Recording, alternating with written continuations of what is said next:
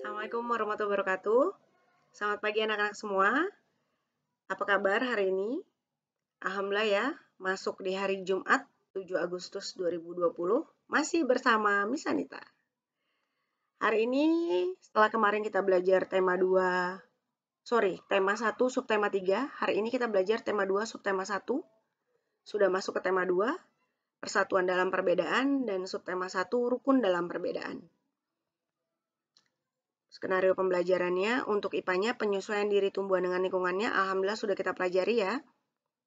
Yang kedua, bahasa Indonesia, informasi penting dari peristiwa sejarah yaitu peristiwa 10 November 1945. Tujuan pembelajarannya untuk bahasa Indonesia sendiri memaparkan informasi penting dari peristiwa sejarah pertempuran Surabaya 10 November 1945.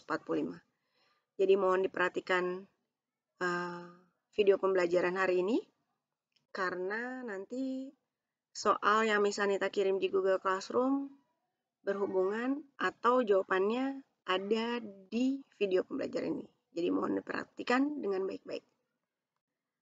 Oke, kita masuk ke peristiwa 10 November 1945 atau biasa dikenal dengan pertempuran Surabaya. Latar belakang yang menjadikan pertempuran ini lumayan hebat, yaitu awalnya terjadinya perobekan bendera Belanda di atap Hotel Yamato pada tanggal 19 September 1945. Dua orang yang merobek, yaitu namanya Haryono dan Kusnowibowo. Jadi bendera Belanda itu merah, putih, dan biru. Birunya dirobek sehingga yang berkibar adalah bendera merah putih, sehingga memancing kemarahan dari penjajah. Selain itu, ada juga pertempuran antara Indonesia dengan pihak AFNE atau Inggris yang menewaskan Jenderal Malabi pada tanggal 30 Oktober 1945.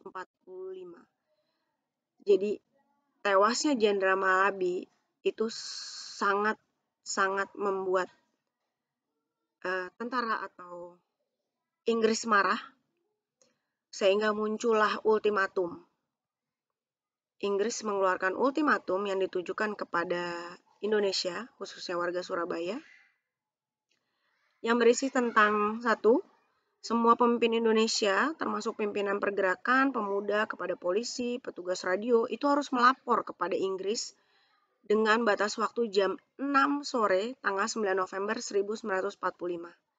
Yang kedua, orang-orang Indonesia yang bawa senjata harus meletakkan senjata di tempat yang telah ditentukan. Selanjutnya, mereka juga harus menyerahkan diri dengan meletakkan tangan di atas kepalanya. Keempat, semua pemimpin itu harus mau menandatangani surat, yaitu menyerah tanpa syarat, kemudian harus rela ditawan.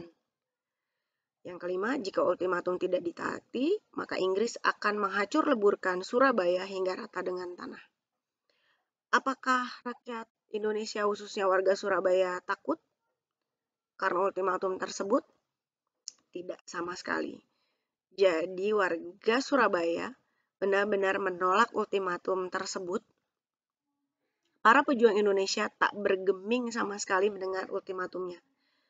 Sampai Bung Tomo mengeluarkan pidato heroiknya. Pidato yang dilakukan melalui siaran radio di Surabaya. Bung Tomo mengomando dan mengorbankan semangat jihad untuk arek-arek Surabaya agar tak pantang menyerah. Pidato Bung Tomo itu terkenal dengan kata-kata merdeka atau mati. Jadi ada banyak sekali pidatonya yang beliau ucapkan melalui radio dengan semangat yang menggebu, yang membuat rakyat Surabaya tidak takut sama sekali dengan ultimatum yang dikeluarkan oleh tentara Inggris. Misalnya kita bacakan salah satu pidatonya yang terkenal, yaitu lebih baik kita hancur lebur daripada tidak merdeka. Semboyan kita tetap merdeka atau mati. Dan kita yakin saudara-saudara, pada akhirnya pastilah kemenangan akan jatuh ke tangan kita. Sebab Allah selalu berada di pihak yang benar. Percayalah saudara-saudara, Tuhan akan melindungi kita sekalian. Allahu Akbar, Allahu Akbar, Allahu Akbar, merdeka. Itulah sedikit pidato dari Bung Tomo yang beliau bacakan atau beliau bicarakan melalui siaran radio, sehingga membuat rakyat Surabaya semangat untuk bertempurnya luar biasa. Setelah itu, akhirnya pada tanggal 10 November 1945 pagi hari, tentara Inggris mulai melancarkan serangannya berskala besar, yang diawali dengan pengeboman udara ke gedung-gedung pemerintahan di Surabaya, mengarahkan sekitar 30.000 mobil-mobil perangnya, pesawat terbang, kapal perang, pokoknya dari darat, laut, udara, semua dikerahkan untuk menghancurkan Surabaya. Namun, di luar dugaan, pihak Inggris itu mikirnya akan sebentar atau paling tidak 3 hari lah Surabaya ini akan menyerah. Tapi ternyata tidak, pertempuran ini terus berlanjut di tengah serangan skala besar-besaran dari Inggris. Kenapa bisa bertahan? Salah satu faktornya adalah peran penting dari tokoh-tokoh agama yang terdiri dari kalangan ulama seperti kiai-kiai yang ada di pondok-pondok Jawa. Contohnya Kiai Haji Hasyim Asy'ari, Kiai Haji Wahab Hasbullah, serta kiai-kiai pesantren lainnya. Jadi mereka mengerahkan santri-santri mereka untuk ikut dalam perlawanan perang melawan tentara Inggris. Karena terus terang aja ketika zaman itu para santri-santri ini manut sekali dengan kiainya. Dalam arti mereka lebih mendengarkan apa yang diperintahkan oleh para kiai-kiai tersebut dibandingkan dengan pemerintah Indonesia sendiri. Jadi ketika para kiai berkata, mari kita ikut berperang, maka semua santri itu manut dan ikut berperang melawan tentara Inggris. Perlawanan yang awalnya dilakukan secara spontan dan tidak terkoordinasi, makin hari makin teratur, makin bagus strateginya, karena semakin banyak warga Surabaya yang ikut dalam peperangan tersebut. Pertempuran berskala besar ini mencapai waktu sampai 3 minggu. Tidak disangka-sangka oleh tentara Inggris ya, sampai 3 minggu.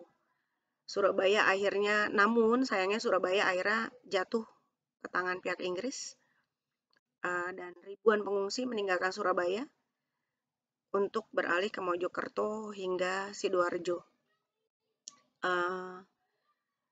Pertempuran Surabaya ini memang luar biasa besarnya, banyak sekali ribuan korban yang jatuh, namun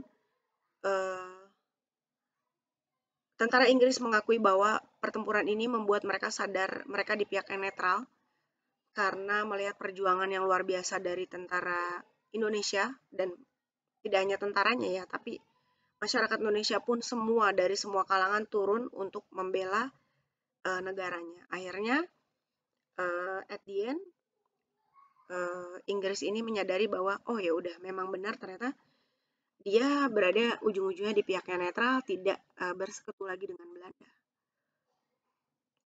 Sekian sedikit informasi mengenai pertempuran Surabaya 10 November 1945.